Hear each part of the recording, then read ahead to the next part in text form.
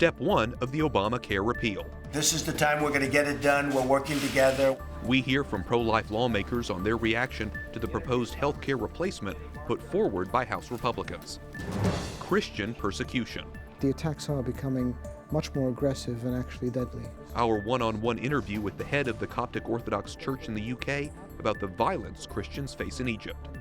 Back at the Vatican, we'll tell you how the Holy Father is helping victims of the war in Syria after his Lenten retreat. And a cultural treasure. A famous violin, likely worth millions of dollars, is returning to the stage after decades.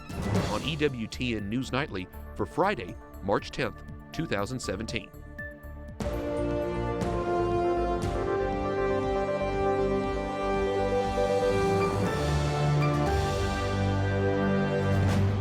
Good evening from Washington, D.C., and thank you to those of you joining us from around the world for News for a Catholic Perspective. I'm Wyatt Goolsby in for Lauren Ashburn.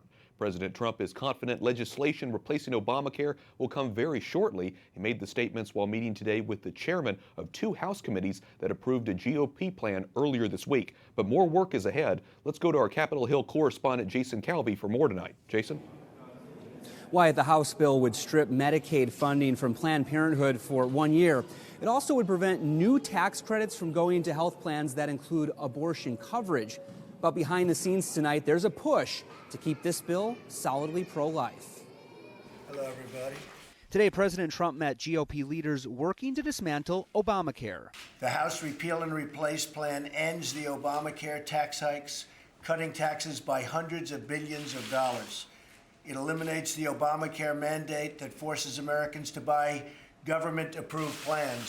Some lawmakers are worried that pro-life language in the House bill could be scrapped in the Senate. It is an ongoing negotiation and, frankly, an ongoing difficulty. Catholic Congressman Jeff Fortenberry of Nebraska says he'll fight to keep pro-life protections. It's very important that the House of Representatives hold to this principle that taxpayer dollars are not going to directly or even indirectly subsidize abortion. There's provisions in the House bill that's working now that will protect that. There's big questions, though, as to whether those will survive in the Senate. Representative Kevin Brady of Texas has confidence in his colleagues in that chamber. We have strong pro-life warriors in the Senate who are going to do everything they can to protect that provision. It's critical from the House perspective we move forward with including that prohibition. But Representative Scott Perry of Pennsylvania has a message for President Trump, who he'll meet next week. I don't think this is ready yet. We're making good progress, but we need him to weigh in on certain occasions, and the life issue is one of them where his leadership will be critical. The House Budget Committee debates this bill this upcoming Wednesday. The full House will then vote the week of March 20th. Wyatt? Once the bill passes the House, what are the chances it will be passed in the Senate? Well, it'll be very tough, much tougher in the Senate. There's two Republicans, Lisa Murkowski of Alaska and Susan Collins of Maine, that both say they don't want the Planned Parenthood defunding attached to the bill. Their support will be crucial. There are 52 Republicans in the Senate, and the bill needs 50 votes to pass, plus the vice president's tie-breaking vote. Wyatt? Still a long way to go. Jason Calvi reporting from Capitol Hill. Thanks, Jason. Amid the debate over health care, Vice President Mike Pence met last night with pro-life groups for the second time since taking office. In a tweet, the vice president said, grateful to host pro-life leaders today and reaffirm President Trump's commitment to the sanctity of life in the Obamacare repeal and replacement plan. Joining us now is Reverend Dean Nelson, National Outreach Director for Human Coalition, a pro-life advocacy group who was at the meeting last night. So Reverend Nelson, the Vice President's office put out a statement about the meeting saying the focus was on ensuring the sanctity of human life. In respect for that, when you're talking about repealing and replacing Obamacare, what do you think needs to happen to make sure that that does happen? Well, it was a great meeting. We all know that we have a wonderful pro-life vice president, pro-life president. I think from Human Coalition's vantage point with the women's clinics that we have around the country, our commitment is always protecting and preserving life and serving women. We believe firmly that the Hyde Amendment, which has been a long-standing provision and a way to evaluate pieces of legislation as to whether or not it is pro-life or not, is the primary thing is anything that comes across the president's desk ultimately should not have any provisions for abortion in it, using the Hyde Amendment essentially as that litmus test.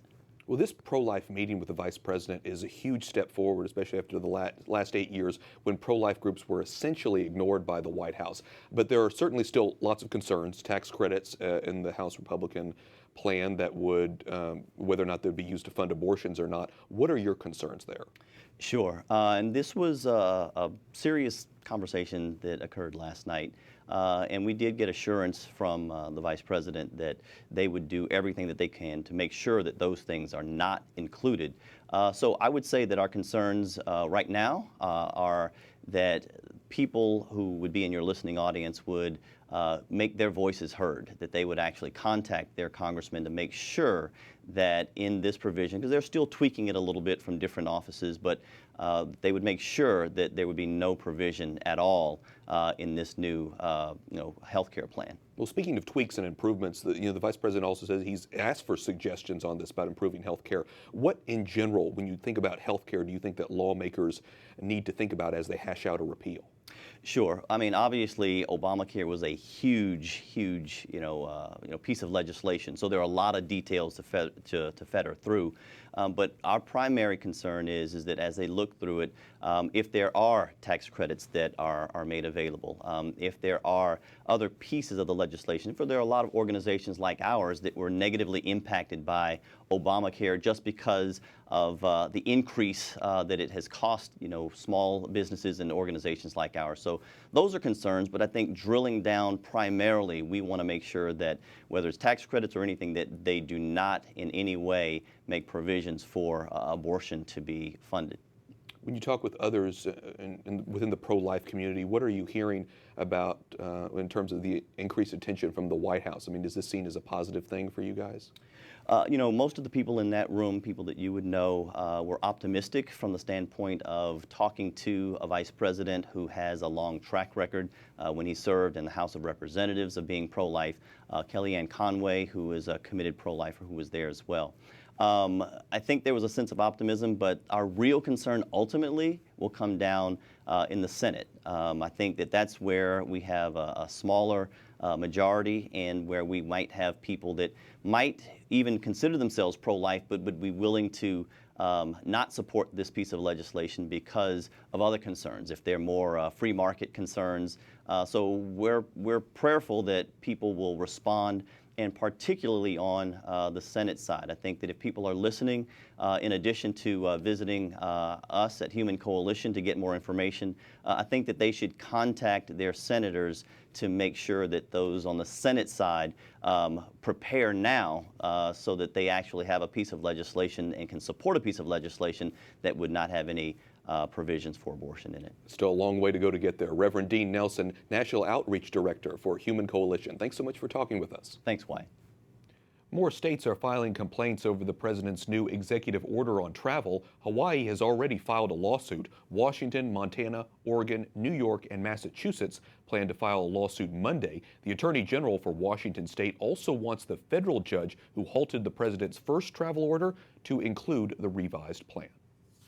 A bill sent to Florida Governor Rick Scott would require a unanimous jury's recommendation before the death penalty can be imposed in that state. Lawmakers rushed to get the bill passed in hopes of fixing the law that's been found unconstitutional twice since last year.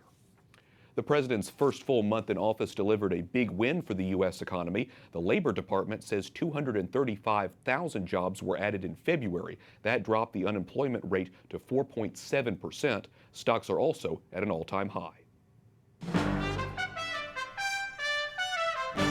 Other stories our EWTN News Nightly team is covering from around the world.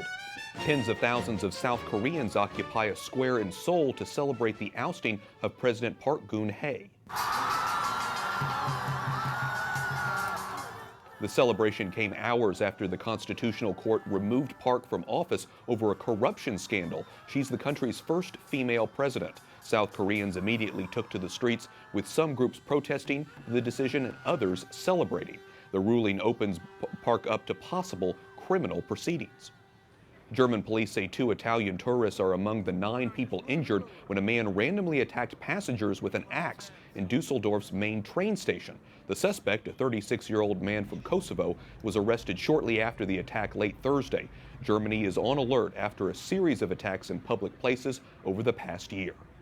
The Vatican announces Pope Francis will visit Colombia in September. It will be the first papal visit to the South American country in 31 years. The news comes as the Holy Father returns from retreat. He celebrated a Mass this morning for the victims of the ongoing civil war in Syria. Voglio ringraziarti per il lavoro. Pope Francis sent 100,000 euros to Aleppo to help the poor in the city. The donation is being made by the Office of Papal Charities.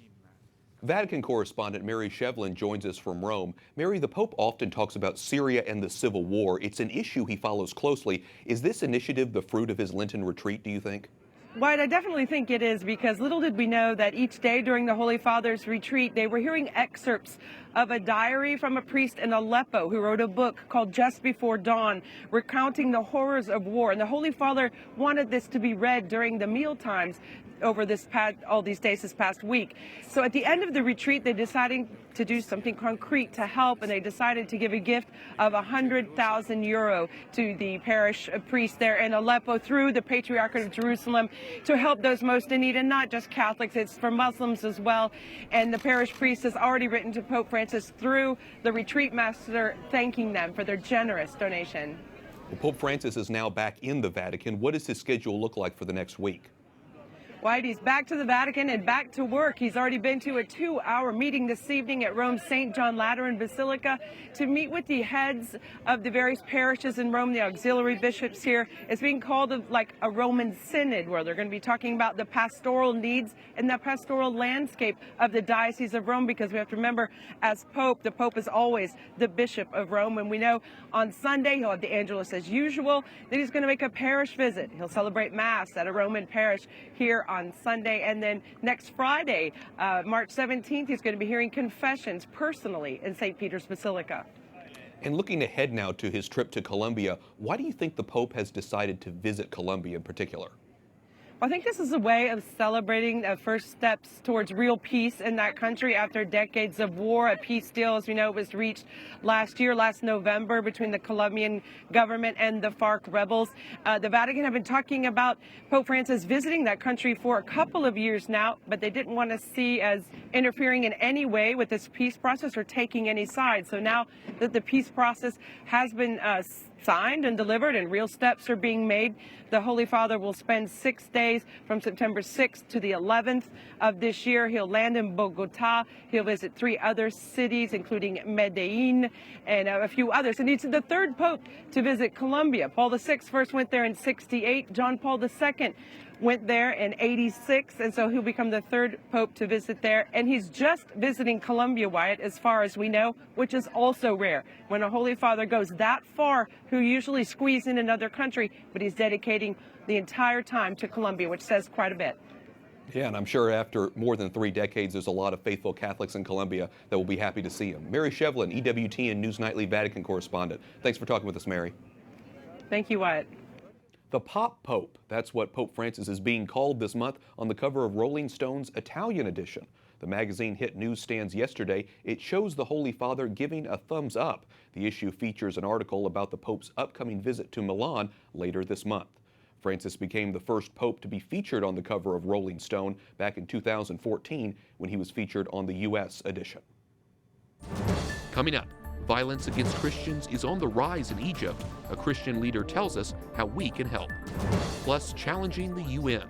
A prominent human rights lawyer issues a dire warning.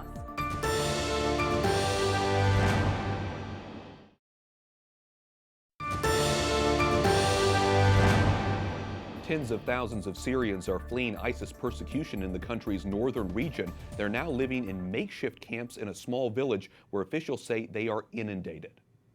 The official says they're giving refugees food and water, but they don't have enough shelter for everyone. So far, the number of Syrians who have flooded into the area has reached 105,000. Turkish, Syrian, and Kurdish forces are all jostling for territory in areas formerly controlled by ISIS. ISIS persecution isn't limited to Syria. The head of the Coptic Orthodox Church in the UK says violence against Christians in Egypt is on the rise. Attacks on Coptic Christians in the past several months have caused hundreds to flee parts of the country. For more on the challenges facing Christian groups, we're joined by Bishop Angelos, General Bishop of the Coptic Orthodox Church in the United Kingdom. Your Grace, please bring us up to date on what's happening in Egypt with Christians. Well, I issued a statement a few days ago saying that in the past few months, 4 months, there's been a rise in attacks on Christians. There's been a spate of attacks ranging from the bombing of St. Peter's Church in Cairo through to targeted attacks on Christians purely for their faith. And we find that it's escalating and that it's very targeted on Christian communities to make a point that they are either no longer desired in the community or that there is a widespread rejection of them. Now, of course, we know this is from only a certain section of the community because there's been an outpouring of support from many, many Muslims. But the attacks are becoming much more aggressive and actually deadly. Well, like I said, we know that Christians have been persecuted in Egypt for years, for decades, in fact. But why is it specifically right now? I mean, again, what is the point? I mean, what are they trying to really get at? Of course, since the first uprising of 2011, we saw a state of lawlessness. So there was an increase of attacks then. Then an Islamist government came in, and there really wasn't a care for the Christian community, and there was an impunity felt by those who attacked Christians. And what we're seeing now is an attack on the Christians and on the government through the Christians. What we see is an attack on Egyptian citizens. We don't want privileged protection. We don't want a privileged status. We're just saying that we are indigenous people of Egypt, equal citizens wanting the same treatment under law. What do you think the U.S. government can do to help, if anything? You know, these are all local issues, they're national issues. Of course, what international governments can do is help with international foreign investment, with helping the tourist industry, allowing Egypt to come out of the poverty that makes people more vulnerable and therefore more susceptible to radicalization. Because that not only affects Christians, it affects everybody, and therefore those people who are more vulnerable financially and economically become used by those elements that try to attack. You know, Christians have been very resilient and they've been very peaceful and they haven't retaliated, but they feel the pain of what's happening. I think they give us an incredible model of Christian faith and application on a day-to-day basis. But we also shouldn't turn our eye away from their suffering and continue to advocate for them because we can, whether it's here in the US or with me in the United Kingdom or anywhere in the world, where we're in positions where we can speak, we need to speak. And I would say that equally, whether it's Coptic Christians in Egypt or indeed Yazidis in Iraq or anyone else, because there's a Christian principle. The sanctity of life, the dignity of life are things that God has given us and we're supposed to protect. We'll know that you and all of your group in your church has our prayers as well. Grace Bishop Angelos, General Bishop of the Coptic Orthodox Church in the United Kingdom, thanks so much for talking with us. Thank you for your time. Human rights lawyer Amal Clooney is urging Iraq and the world's nations not to let ISIS get away with genocide. The UN was created as the world's way of saying never again to the genocide perpetrated by the Nazis. And yet, here we are, 70 years later, discussing the UN's inaction in the face of a genocide that we all know about and that is ongoing. The wife of actor George Clooney, who represents victims of ISIS rapes and kidnappings, told a UN meeting that what's shocking is not just the group's brutality, but the passive response by the world. Clooney is asking all countries to make sure that ISIS is held accountable. Up next, a helping hand. We're trying to educate students on the resources they have locally, on campus, even the rights they have nationally. One group's mission to help pregnant college students stay in school.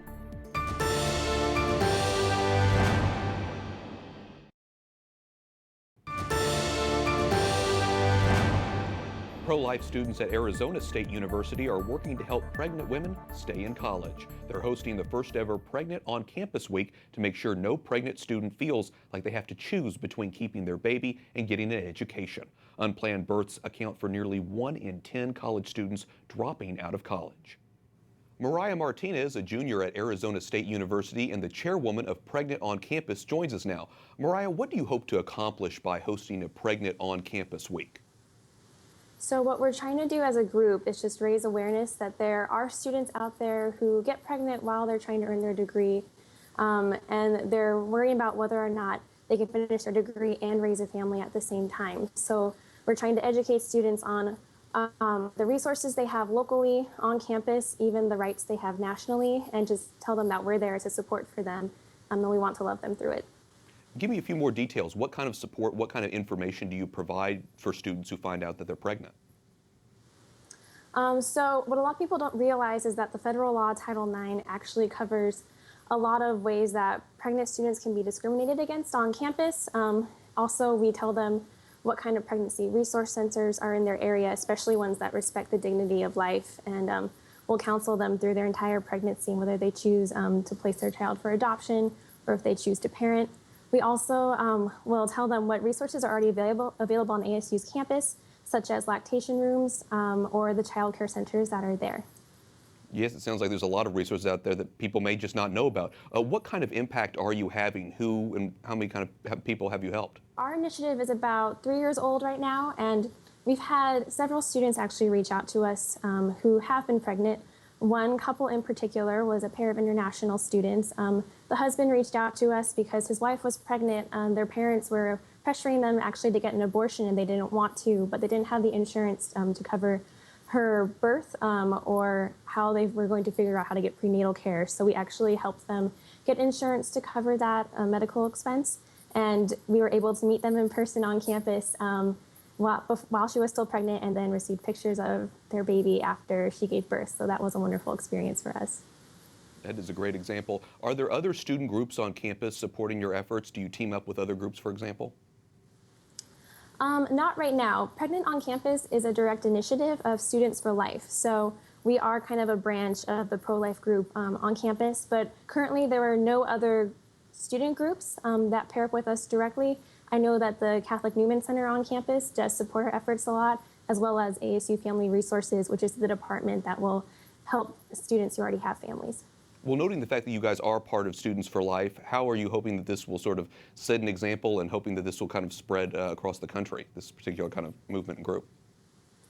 I think that people assume that when you are pro-life that you have what people like to call fetal tunnel syndrome, where we only are pro-birth, but we don't want to help the mom or her family after the baby is born. And I think something that Pregnant on Campus is doing that's really unique and really awesome is the fact that we're following the mom and the dad, if he's involved, all the way through the birth, after the birth, and we want to support them. We are very pro-woman, pro-baby, and pro-life. Sounds great. Mariah Martinez, chairwoman of Pregnant on Campus at Arizona State University. Thanks so much for talking with us. Thank you. It's been just over a year since the passing of Supreme Court Justice Antonin Scalia. His son, Father Paul Scalia, spoke to EWTN's Catherine Zeltner about how his father's Catholic faith shaped his work on the High Court. My father's case, one of the things about our Catholic faith is, as regards morality, we're not interested in getting the right results, and we are interested in living rightly. You can see more of Catherine's interview with Father Paul Scalia tonight at 11 Eastern on EWTN's Pro-Life Weekly. Finally tonight, a violin that was built in 1734 and went missing for decades is about to return to the stage.